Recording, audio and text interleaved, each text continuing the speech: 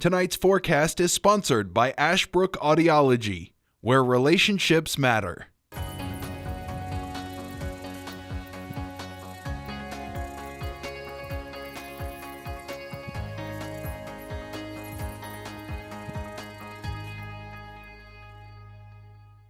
And welcome back, everybody, to the program. I'm Weatherman Dustin Staples. I got a lot to talk to you about this weekend, and before we get into that, I want to give a big shout out to Kayla Lacey. She sent me this photo yesterday. This is earlier in the week. This is the moon itself, and right there, these little dots in between, those are the Jupiter's moons in between in the night sky. Earlier this past Monday, she sent me these photos and said, "Hey, get these on the air for me." I said, "Hey, I got you covered."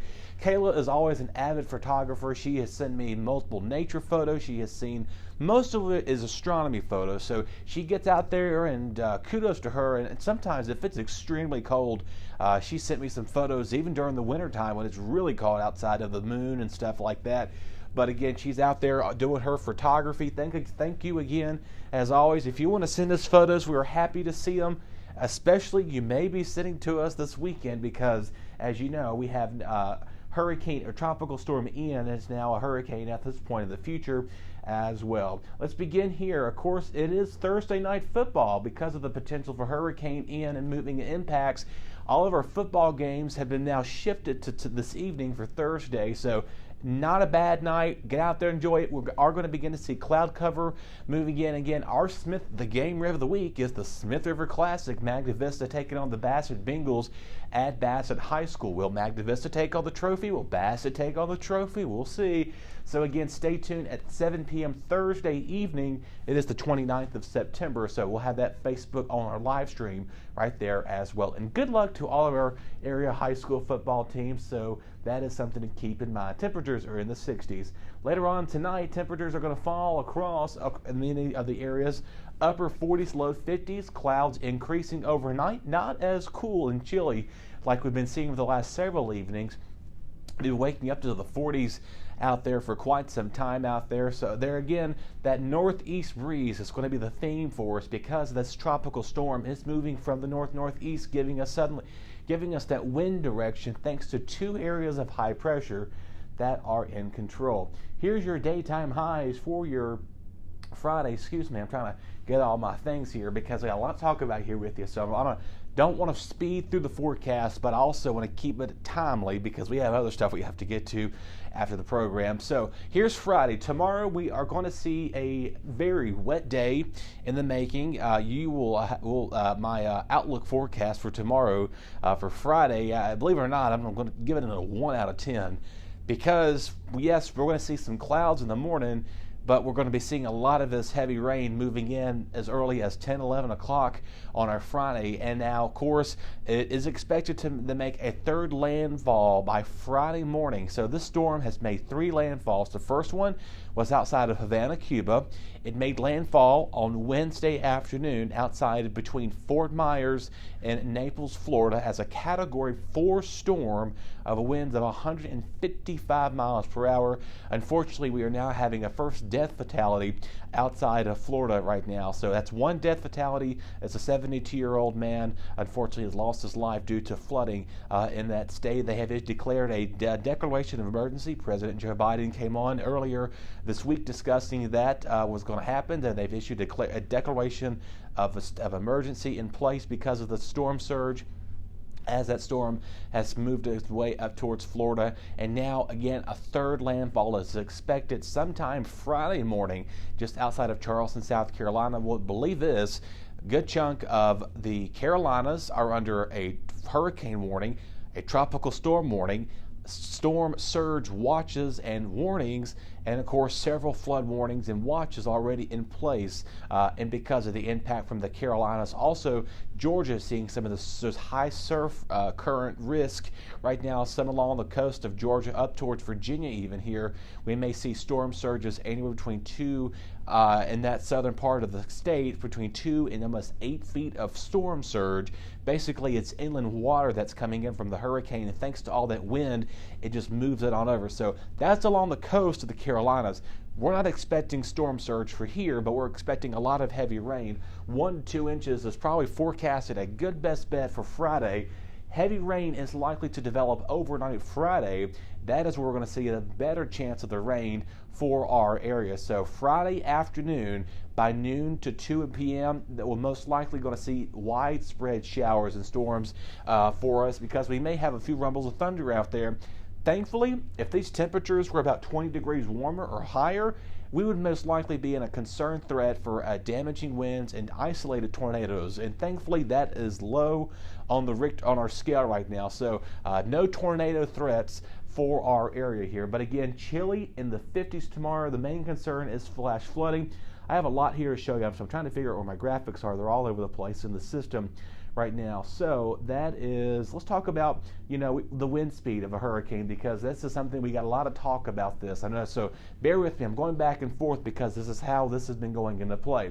Now, of course, the tropical storm, it'll be a tropical depression once it makes landfall for us. So Hurricane Ian, of course, made landfall, like I said, at 155 miles per hour. Look at the Category 5 direction there, 157. So pretty close to a Cat 5.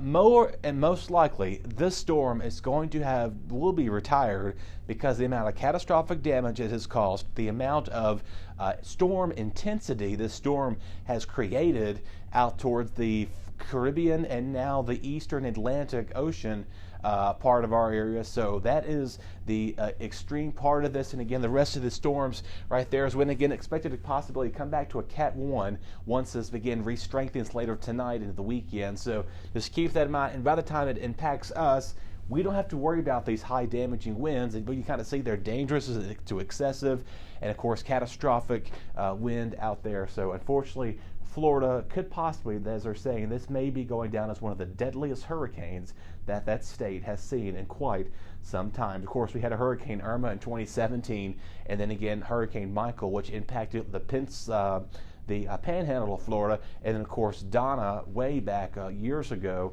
was also an impactful storm. Unfortunately, parts of Naples, Florida, have been watching some of the coverage across some of our neighborhood, some of our national weather television providers showcasing Naples, Florida, its piers pretty much destroyed, unfortunately. So that is quite impressive stuff out there. A lot of people are familiar. If you've been to Naples, Florida before, beautiful little beach area down there.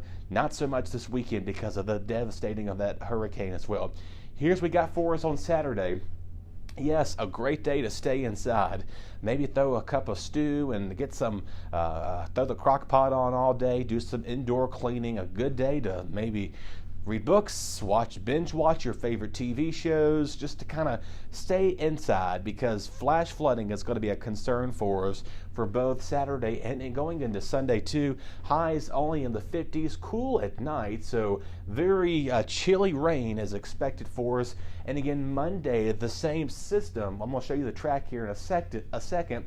That storm is going to move in our area, and it's just going to stall out and is in no hurry to go anywhere. So the impacts of the storm is most likely going to continue through the rest of the start of the first week of October. As you know, Oktoberfest has been canceled, has been postponed until the end of the month. Let's begin here now with some local impacts. Like I said, real fast here, we're going to begin a high flood threat. That is a guaranteed, unfortunately. Right now, forecast models have somewhere between 2 and 5 inches expected. Power outages are also a possibility too, because we're going to have some of these wind gusts that come in between with the wind and with that too. So don't be in shock that if you lose your electricity because of the flood and because of the winds, we could see some wind gusts up to 30 to 50 miles per hour. Sustained winds most likely be between 20 and 30 miles an hour. So, and again, the isolated chance of a tornado is low. So the tornado risk is low. The main concern with this storm is localized flash flooding, and again, some power outages cannot be ruled out of the area.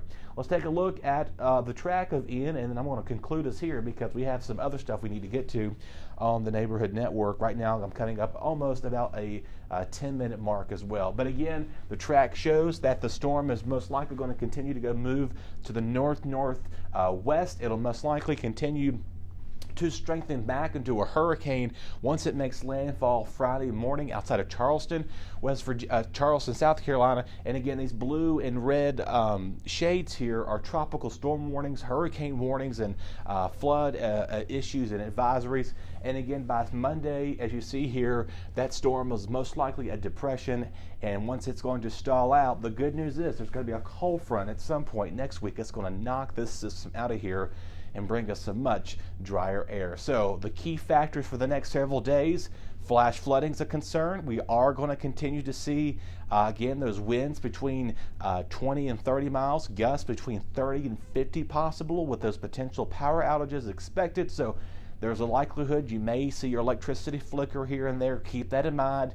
And then also, you do want to check on your neighbors, have a generator, everything on standby as well. I mean, I'm not expecting a catastrophic hurricane to impact us, but we're most likely going to be under the gun for some heavy rain as we make towards this storm. And then by next Wednesday, we are most likely going to see that cold front, or Thursday, somewhere along that time frame, this storm will get kicked out to sea. Okay, enough of my time here for you. That is real quick. I know I had a lot to discuss there. We have some programming alerts to let you know about. Of course, our football Friday. It's now Thursday night football, so keep that in mind at 7 p.m. Our game of the week is at Bassett High School as the Smith River Rivalry Classic with the Bengals and the Warriors going at play. Good luck to all of our teams. We hope you stay safe, and we'll look forward to seeing how the rest of the weekend shapes up to be, with more rain expected next week. Your BTW21 weather forecast is sponsored by Zentmeyer